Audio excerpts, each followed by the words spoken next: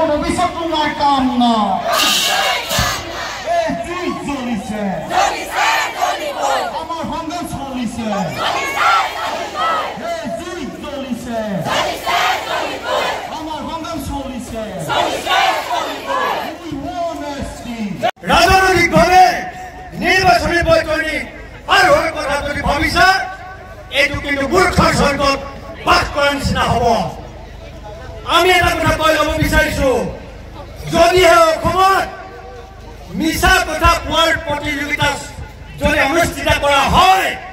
আৰু সেই প্ৰতিযোগিতাত প্ৰথম স্থান কোনে পাব জানেনে ডক্টৰ হিমন্ত বিশ্ব শৰ্মা ডাঙৰীয়াই প্ৰথম স্থান অধিকাৰ কৰিব মিছা কথা কোৱাৰ জৰিয়ে প্ৰতিযোগিতা আমি পাতো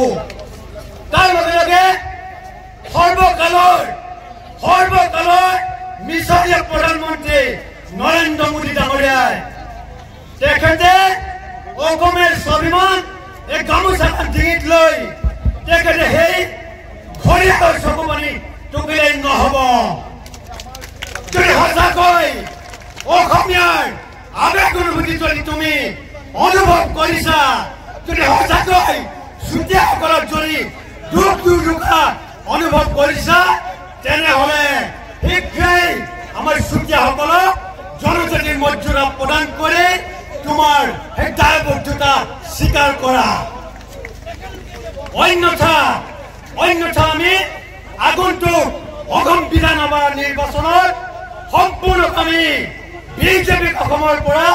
পুলিয়ে পুখাই আমি উভতি দিবৰ কাৰণে কিন্তু চুতীয়া ৰাইজ আমি প্ৰস্তুত আৰু তাৰ লগে লগে আমি আৰু এটা কথা ক'ব বিচাৰিছো আমাৰ চুতীয়াসকলৰ তিনিগৰাকী অসম চৰকাৰৰ কেবিনেট পৰ্যায়ৰ মন্ত্ৰীৰ দায়িত্বত আছে সেই কেইগৰাকী হৈছে মাননীয় মন্ত্ৰী অতুল বৰা ডাঙৰীয়া অজন্তা নেওগ ডাঙৰীয়ানী আৰু বিমল বৰা ডাঙৰীয়া তাৰ লগতে আৰু এগৰাকী অসম বিধানসভাৰ সদস্য আছে চুতীয়া জ্ঞাতি ডক্টৰ অমীয়া কুমাৰ ভূঞা ডাঙৰীয়া এই চাৰিগৰাকী আমাৰ জ্ঞাতিক আমি এক বিশাল কাৰ্যসূচীৰ পৰা আমি প্ৰশ্ন কৰিব বিচাৰিছো তোমালোক চুতীয়া হয় নে নহয় যদি তোমালোক চুতীয়া নহয় আমাৰ আপত্তি নাই আৰু যদি তোমালোক চুতীয়া হয় তেন্তে অসম বিধানসভাৰ হকটোৰে আমাৰ দাবীটো উত্থাপন কৰি আমাৰ জনজাতিৰ মৰ্যাদা প্ৰদানৰ ক্ষেত্ৰত গুৰুত্বপূৰ্ণ ভূমিকা গ্ৰহণ কৰা অন্যথা কিন্তু তোমালোকক চুতীয়া ৰাইজে নহয় ইতিহাসেও কিন্তু ক্ষমা নকৰিব ৰাইজ আৰু বহু কথা আচলতে আলোচনা কৰিব লগা থাকে গতিকে সময়ৰ প্ৰতি আমি দীঘলীয়াকৈ ক'ব বিচৰা নাই আৰু কেইবাগৰাকী সতীৰ্থ আছে তেখেতসকলে বক্তব্য প্ৰদান কৰিব সদৌ শেষত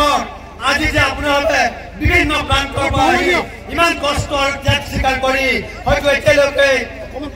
পানীও হয়তো গ্ৰহণ কৰিব পৰা নাই ইমান কষ্ট স্বীকাৰ কৰি এই কাৰ্যসূচী সফল কৰি তোলাৰ ক্ষেত্ৰত সকলোকে আমি আমাৰ আন্তৰিক শ্ৰদ্ধা আৰু শুভেচ্ছা জনাই আমাৰ সময় ভাৰ সামৰণি মাৰিছো ধন্যবাদ জয় চুতীয়া জাতি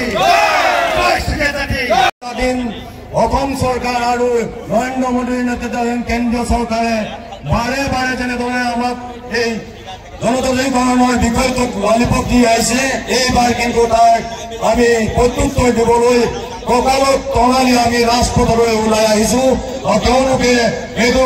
ভবা ভাল যে প্ৰত্যেকবাৰৰ দৰে আমাক ললিপপ দিব আৰু আমি প্ৰত্যেকবাৰে তেওঁলোকক ভোট দিম এইবাৰ কিন্তু নহ'ব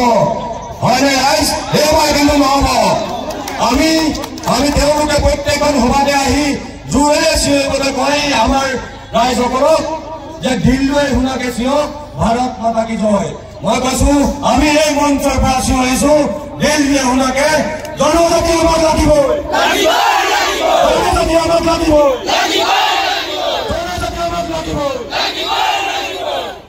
সকলোকে ধন্যবাদ জনাইছো আৰু আপোনালোকক এটা কথা কওঁ হিমন্ত বিশ্ব শৰ্মাই যেনেকৈ কৈছে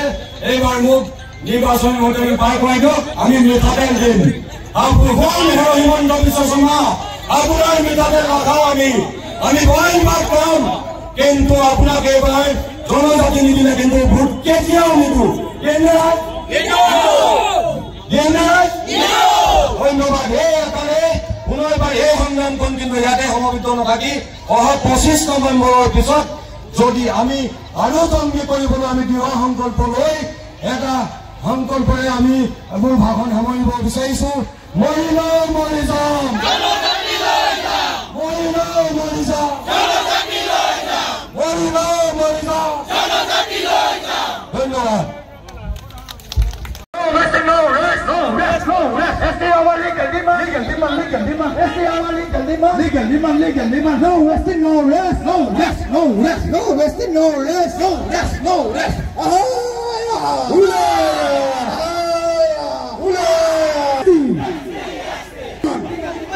No resting, no rest. We want justice. We bishop to Markana. Bishop to Markana.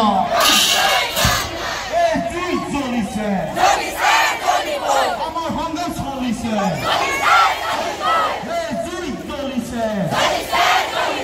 আমার সংগ্রাম চলিছে We want justice.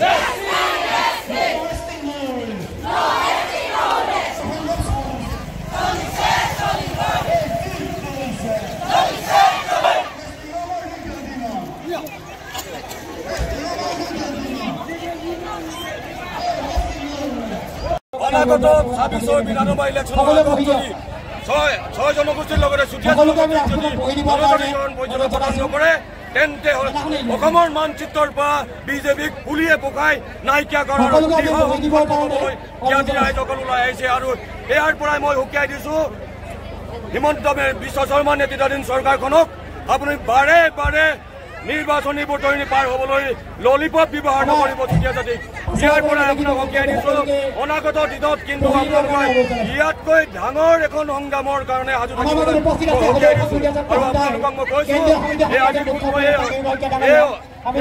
এই প্ৰতিবাদস্থলী এখন মাত্ৰ ট্ৰেইলাৰহে ইয়াৰ সম্পূৰ্ণ ছবিখন কিন্তু 25 নৱেম্বৰৰ পিছত আপোনালোকে দেখা পাব হাজাৰ হাজাৰ সহস্ৰাধিক জনতা কিন্তু ৰাজপথলৈ ওলাই আহিছিলে ইয়াৰ পাছতে তিনিচুকীয়া নগৰৰ মান মন্দিৰত আৰম্ভ হৈছিলে ইয়াৰ পাছত ঢকুৱাখানাত হৈ গ'ল কিন্তু চুতীয়া জনগোষ্ঠীক অসম চৰকাৰে কিন্তু কোনো ব্যৱস্থা গ্ৰহণ কৰা নগ'ল ইয়াৰ পাছতে দ্বিতীয় লানি কাৰ্যালয় জনতা স্বতঃস্ফূৰ্তভাৱে কিন্তু ওলাই আহিছিলে ইয়াৰ পাছতে ধেমাজিত দ্বিতীয় লানি কাৰ্যসূচী সামৰণি পৰিছে এই কি চলিছে আমাৰ সংগ্ৰাম চলিছে আমাৰ জনজাতি লাগিবই জনজাতিকৰণ লাগিবই বিজেপি হুঁচিয়াৰ BJP go back no resting no rest no resting no rest we want SD we want SD BJP go back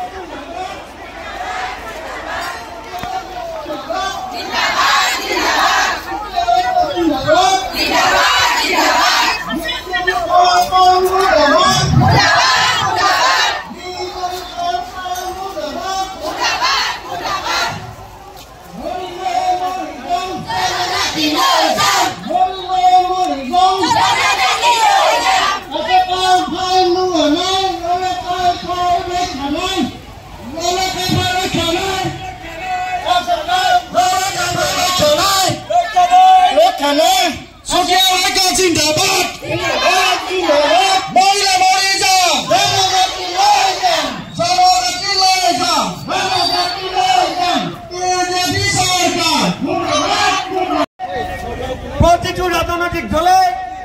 কেৱল ৰাজনৈতিক স্বাৰ্থত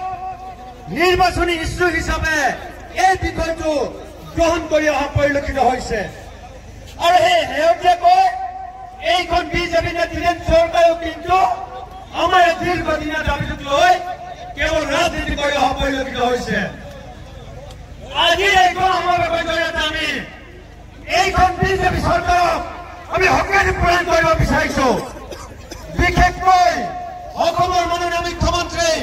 ডক্টৰ হিমন্ত বিশ্ব শৰ্মা ডাঙৰীয়াক আমি সকলোৱে দিব বিচাৰিছো